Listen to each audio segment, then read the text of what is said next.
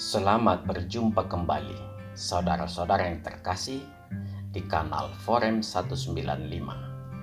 Kanal untuk mengasihi, melayani, memuji, dan menyembah Tuhan kita, Yesus Kristus. Damai kasih Allah menyertai kita semua. Saudara-saudara yang terkasih, sebelum kita belajar firman Tuhan, kita terlebih dahulu berdoa. Ya Allah, ya Tuhan kami berulang kali menghadap Engkau untuk mengokohkan pengenalan kami secara lebih pribadi akan Engkau ya Tuhan, sebagaimana yang dipersaksikan oleh Alkitab. Ya Tuhan, ajarilah kami semua agar mau membuka mata bahwa Engkaulah segala sumber kesempurnaan seluruh ciptaan. Tuhan, kami menyerahkan seluruh kehidupan kami ke dalam tangan pemeliharaan Tuhan saja. Ampunilah segala dosa dan kesalahan kami. Terima kasih ya Tuhan. Di dalam nama Tuhan Yesus kami berdoa. Amin. Saudara-saudara dan para sahabat kanal Forum 195 yang terkasih, kita bertemu kembali di video lepas yang ke-17, yang mana di dalam kesempatan ini kita akan mempelajari suatu hal yang sangat sering menggelitik semua umat manusia di dunia ini, yaitu apakah benar ada Tuhan? Video ini merupakan episode pertama dari bagian pembahasan topik mengenai Allah, keberadaan Allah, dan ciptaannya. Saudara-saudara dan para sahabat kanal Forum 195 yang terkasih, bila ada pertanyaan sederhana diajukan ke Anda semua, adakah Tuhan di dunia ini? Sebuah pertanyaan yang sebenarnya sangat simpel, akan tetapi tetap membutuhkan keseriusan untuk menjawab. Sebenarnya, jawaban atas pertanyaan ini hanya ada 3, bila dilihat dari 3 kelompok manusia secara umum. Yang pertama, kalangan ateis. Mereka akan menjawab dengan sederhana, Tuhan itu tidak ada. Karena tidak ada sesuatu pun yang dapat menjadi bukti akan keberadaan Tuhan. Hanya sampai di sini jawabannya. Mereka tidak akan mau berargumen lebih dalam. Mengapa demikian?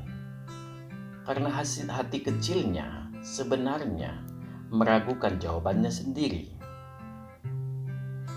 Dari kalangan pemuka agama, sudah sangat banyak menjawab penolakan kalangan ateis ini. Mereka menjawab dengan banyak memberikan ilustrasi-ilustrasi tentang angin yang tidak dapat dilihat, tetapi terasa ada. Ada juga yang memberikan gambaran mengenai ketidakmampuan kita menahan pertumbuhan hidup, dan banyak lainnya. Ketidakmampuan kalangan pemuka agama untuk memberi penjelasan lebih masuk di nalar membuat semakin banyak penganut ateis ini. Karena sebenarnya pemuka agama harus mampu menjawab dengan nalar yang jernih. Bila tidak mampu menjawab, maka penguasaan terhadap agamanya masih perlu dipertanyakan. Atau memang agamanya yang tidak memiliki jawaban. Bila yang terakhir ini yang terjadi, maka Tuhan yang berada di dalam agama tersebut memang tidak mampu mempersaksikan dirinya sendiri. Itu hanya berarti Tuhannya tersebut adalah Tuhan yang mati. Yang kedua, kalangan penganut universal. Kalangan ini percaya akan adanya, dalam tanda kutip, sesuatu yang menciptakan dunia ini dan yang memeliharanya.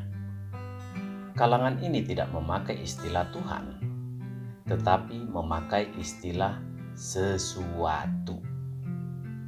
Sesuatu itu memungkinkan alternatif bahwa manusia diciptakan oleh suatu komunitas yang berteknologi jauh di atas manusia. Bahkan memungkinkan suatu pendapat bahwa manusia sebenarnya sekarang ini hidup di dalam sebuah program komputer. Jadi, hanya salah satu program di dalam komputer. Kelompok ini lebih fair dari para ateis. Ketidakmampuan kelompok penganut universal ini adalah menjawab, dalam tanda kutip, sesuatu yang seperti apa yang mampu menguasai seluruh ilmu pengetahuan.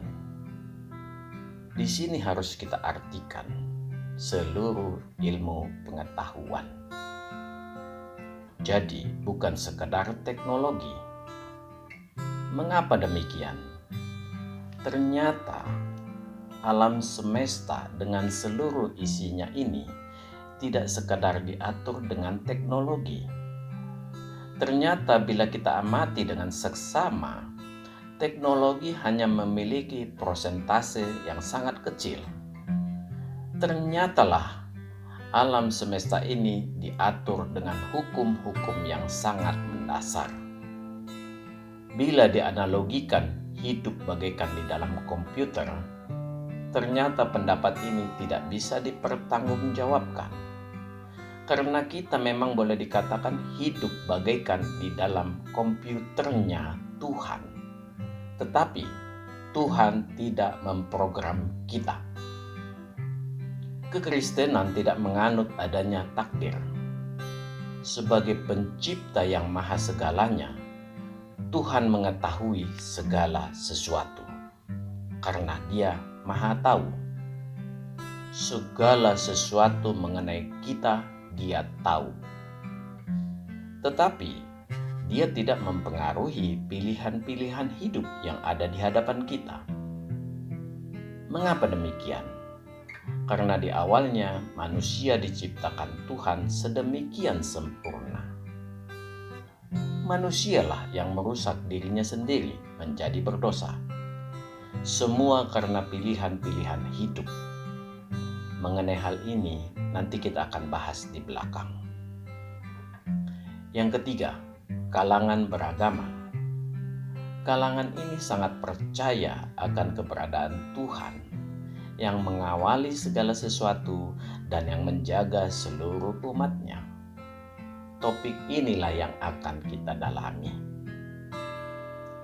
Saudara-saudara dan para sahabat kanal Forum 195 yang terkasih, mengenai hal ini sebenarnya sudah pernah kita bahas dan kita ulas di video pengajaran iman Kristen yang kedua sampai keenam mengenai penciptaan. Memanglah kita tidak bisa meniadakan, dalam tanda kutip, sesuatu itu. Deklarasi Allah di Alkitab sangatlah jelas mengartikan istilah sesuatu itu, bahwa Dialah yang menciptakan seluruh langit dan bumi serta segala isinya. Alkitab juga dengan terang benderang mengatakan bahwa Allah menciptakan seluruh isi dunia ini dalam 6 hari. Mengapa Allah perlu waktu untuk menciptakan seluruh alam semesta beserta isinya ini?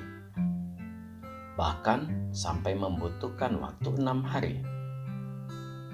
Kenapa tidak simsalabim, langsung jadi? Terkadang muncul pertanyaan seperti ini di benak kita. Apakah Allah bisa melakukan hal itu? Menciptakan dan langsung jadi? Jawabannya sangat jelas. bisa. Bukan Allah bila tidak mampu melakukan hal tersebut. Banyak pertanyaan-pertanyaan yang sepele seperti ini dipertanyakan orang yang justru memperlihatkan bahwa kita membatasi kemampuan Allah sebagai yang maha kuasa tanpa mau menyelidiki mengapa Allah melakukan hal tersebut.